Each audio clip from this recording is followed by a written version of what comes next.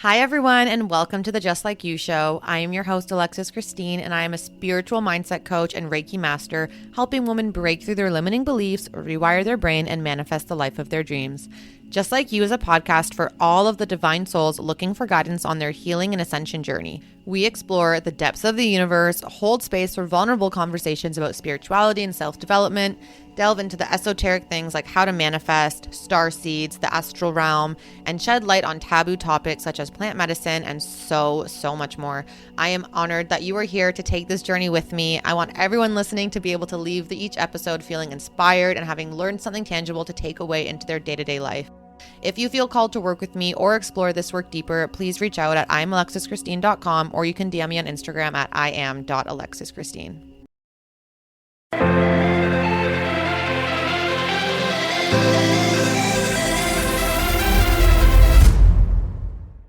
Hello, everyone, and welcome back to the Just Like You show. I am your host, Alexis Christine, and today we are talking about mental burnout.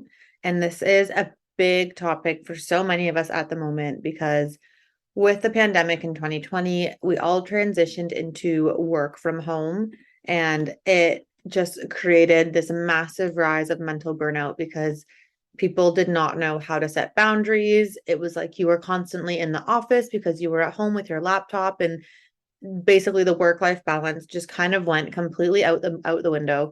So many people I know have struggled with this. If you look it up, the numbers have soared since May of 2020 for mental burnout, and it's something that I don't feel a lot of people actually talk about in a way where they're going to make a change. I feel like this is kind of a buzzword at the moment where people are mentioning it, but not in a tangible way that's actually allowing people to stop having mental burnout or to prevent it from happening. So it's like, yes, there's this buzzword, people are talking about it, mental burnout this, mental burnout that, but then nothing actually happens. There's nothing for you to do to prevent mental burnout for yourself or to get yourself out of mental burnout. If you're in it, companies don't really seem to care. They're still just, you should be working all the time. So especially if you're at home, you're 24/7 reachable. So I kind of just wanted to talk through it. It's something that I experienced very, very heavily this year.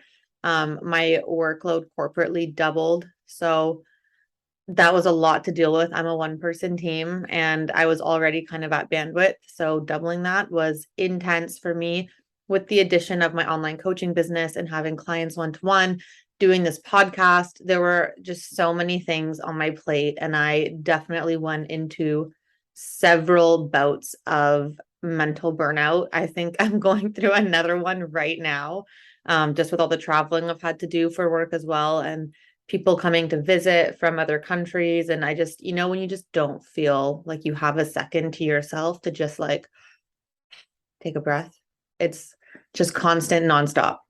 So that is going to be our topic for today. And I'm going to talk you through what it is, signs that you may have it, because it's both mental, physical, and emotional, and then different ways that you can kind of combat it and get yourself out of the mental burnout and prevent it from happening once you can see what the signs are. So I'm hoping that this will be a super useful, super tangible episode for everyone. And let's just get straight into it. So what is mental burnout?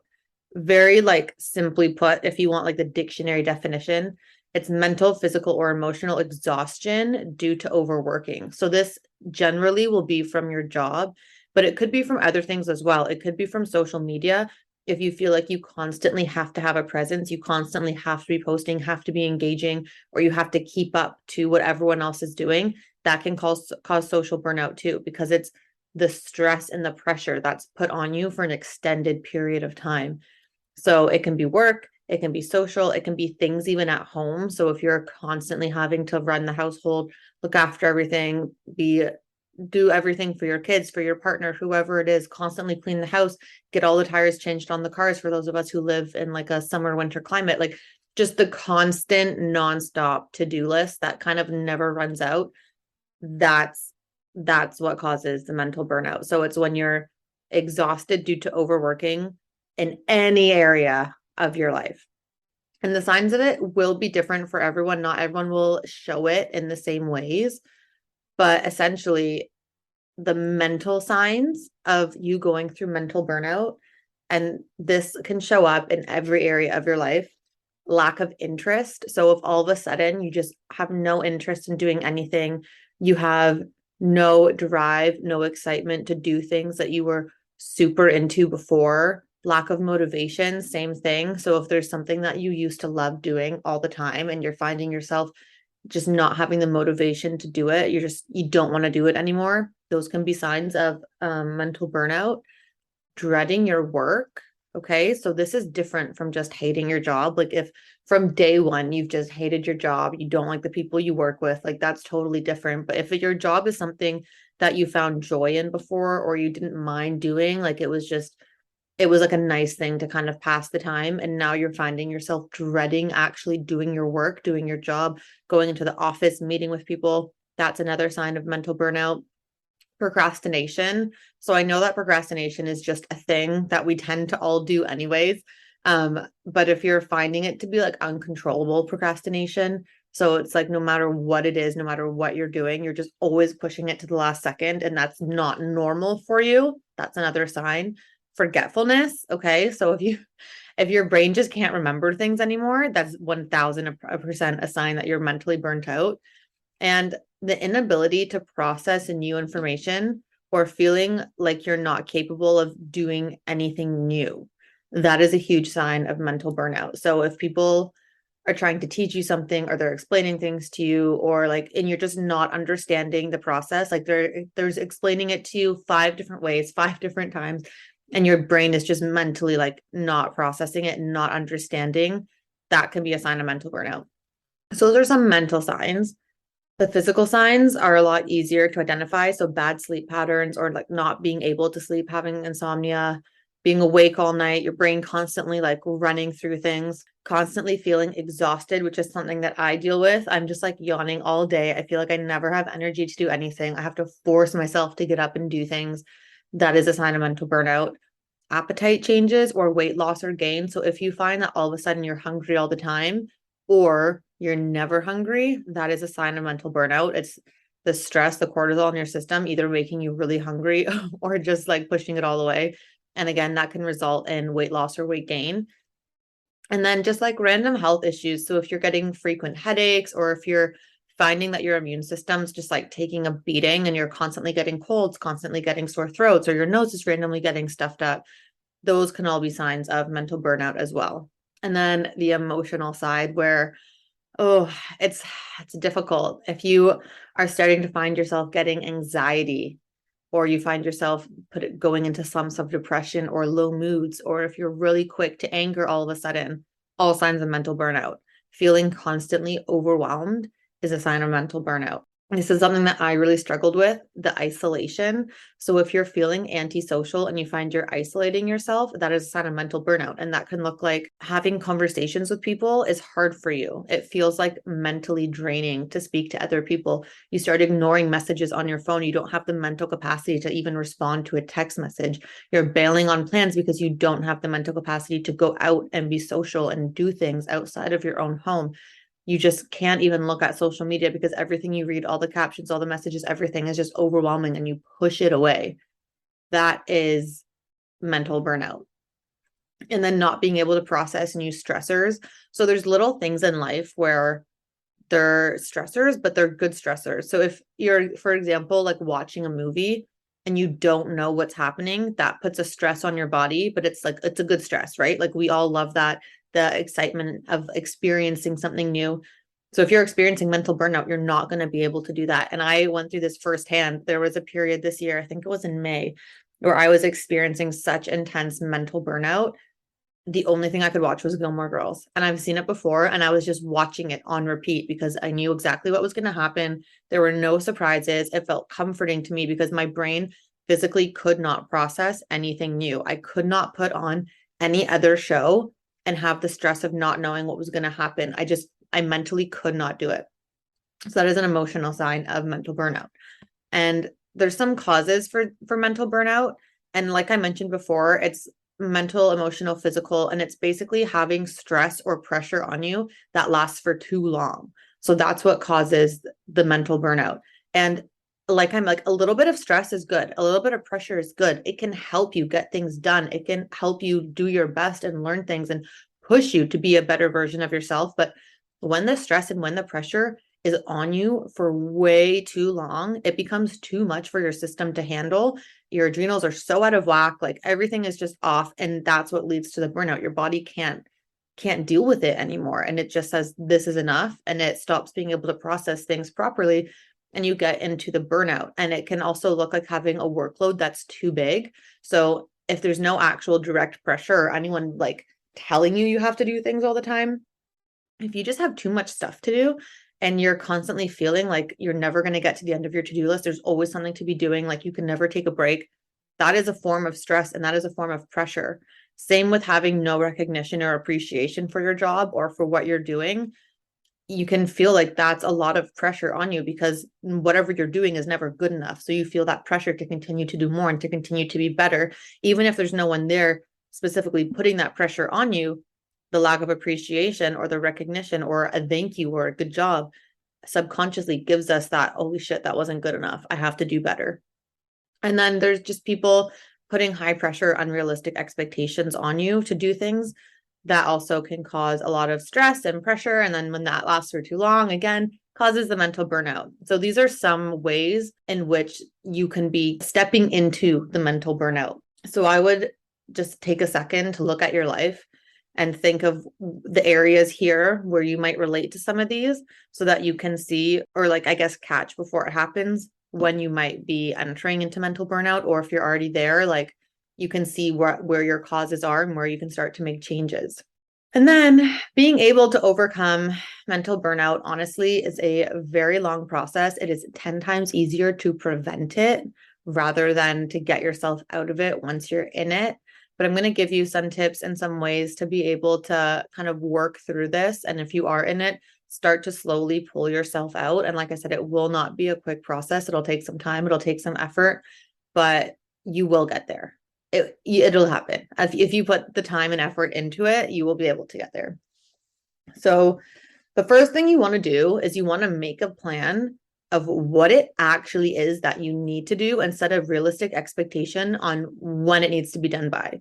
And by doing this, you'll be able to see an outline of everything that you actually can accommodate and then what you need to hand off to others or what you need to just decline altogether. So for example, if like your whole life is just feeling so overwhelming, literally take a calendar and jot out like your work hours, when you go to the gym, all your social engagements, and you'll get a full picture view of everything that's in your life. And then you can see like, oh my God, I have 3 days in a row where I have full days at work.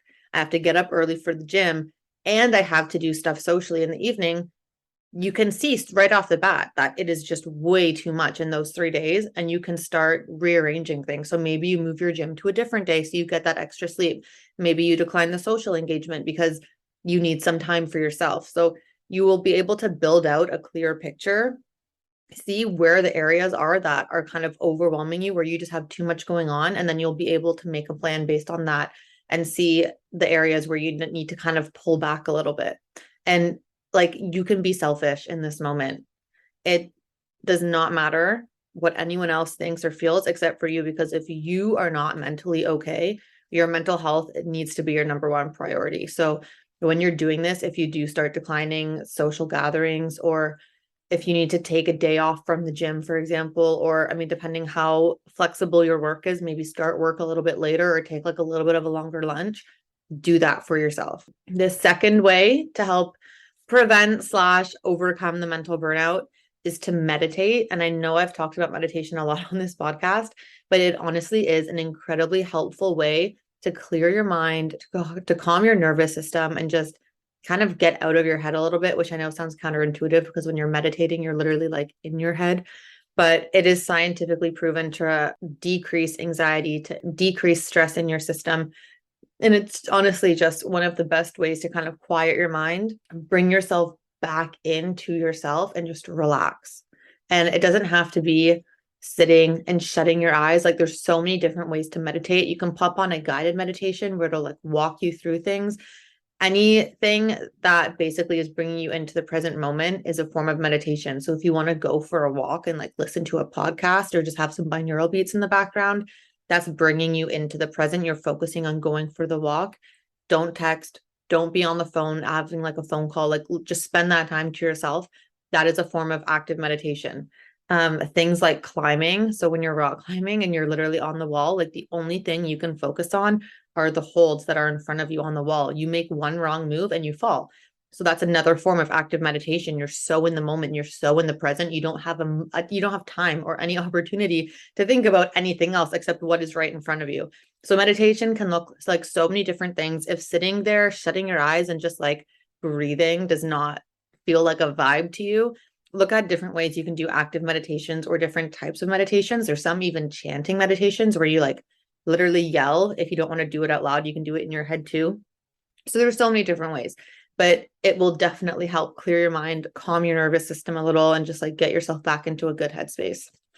The third thing is to build a work-life balance. And I think this is now so important, especially because we're all working from home for the most part. Some people have gone back into the office, but being at home, there is no off switch. You are available 24/7.